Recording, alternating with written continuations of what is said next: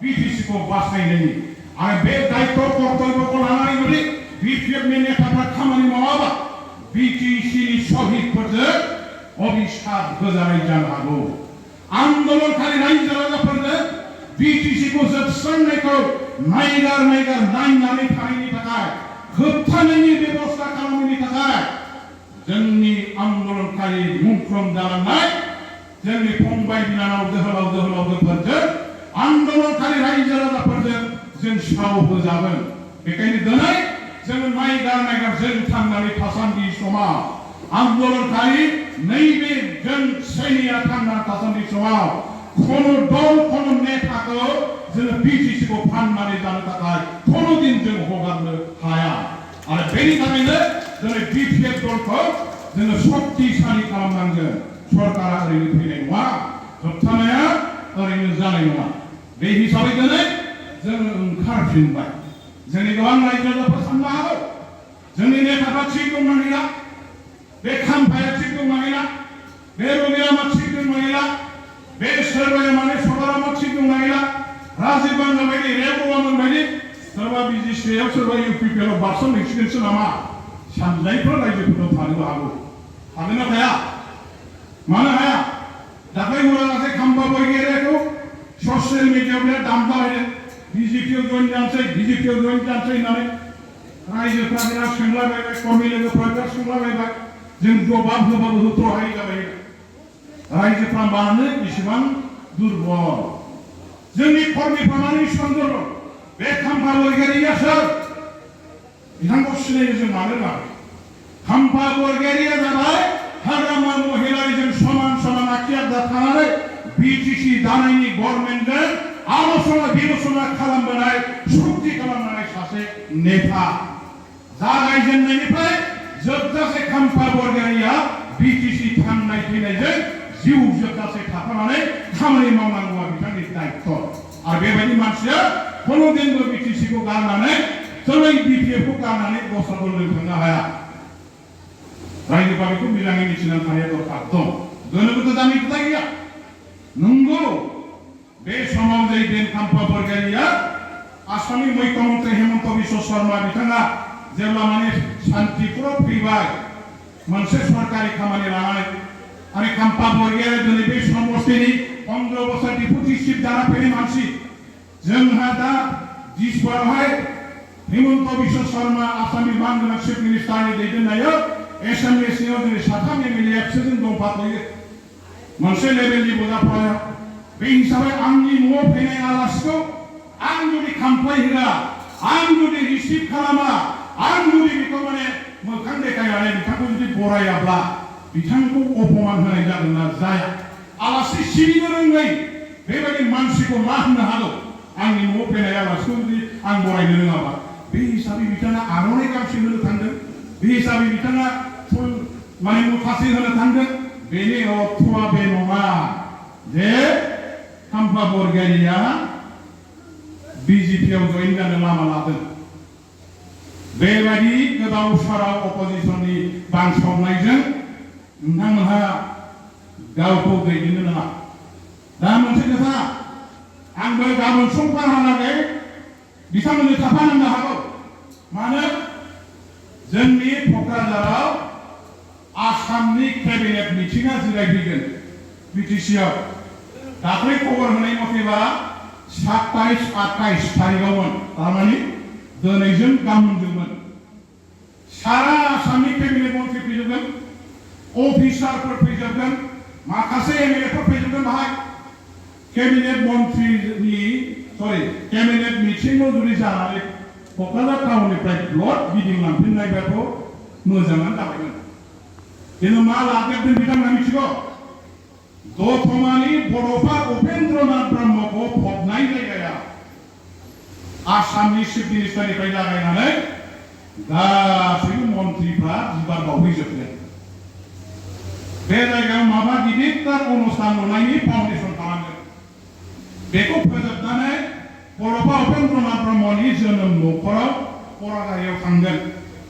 दाना दतमाया सोरनि समष्टियाव दं MLA हिसाबै? दतमाया सोरनि समष्टियाव दङ दा MLA हिसाबै?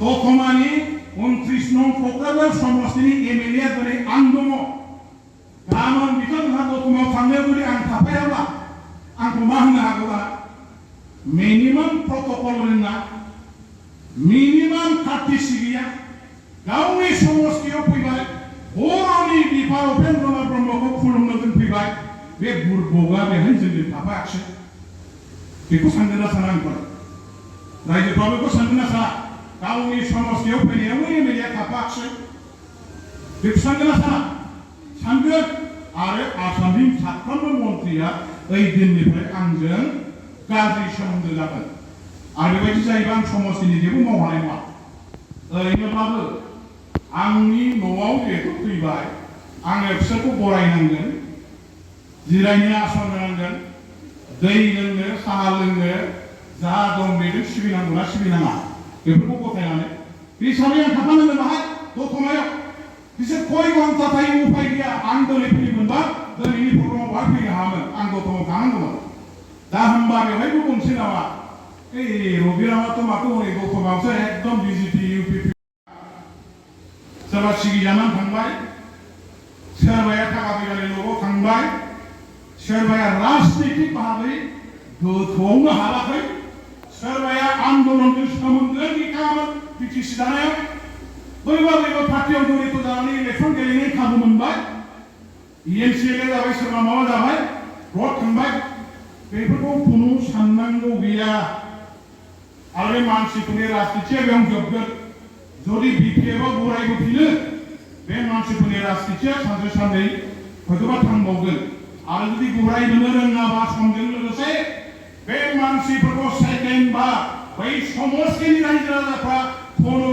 प्रकारे आं बिसोरखौ भट होआ बिसोरखौ जायखिया फेजेनगोन पाक्का आरो दिनैनि दा बिटिसि बासि रायजो राजाफोरनि मुदा मा जोंना एफा जोंनि रायजो राजा कर्मि जाति जनगोष्ठीनि मुदा मा दा बेखौबो सिनायनो रोंनांगौ राजनिति खालामग्रा मानसिफ्रा दा नैबे समाव बिटिसि बासि रायजो राजा आइ आफाफोरनि मुदा जाहैबाय प्रमोद बर'नि सरकारनि एगेन्स्टआव जोब मिथिबायना प्रमोद बर'नि इउपिपिएल सरकारनि हेंथायै जोब बेनो जाबाय दिनैनि रायजो राजाफोरनि बुथ आरो बुथआ सोरनि फेभाराव थांदों सोरनि फारसेथिं थांदों बे लाबा दानदों खोनासं हाथाय बाजार दखान सखान आलासि हाबा हुखा जानानै मानसिफोरनि रिएक्सनखौ ला बिथांमोनहा बुङो इउपिपिएल सरकारनि दारै बिटिसिआव बे थांनाय 2 बोसोराव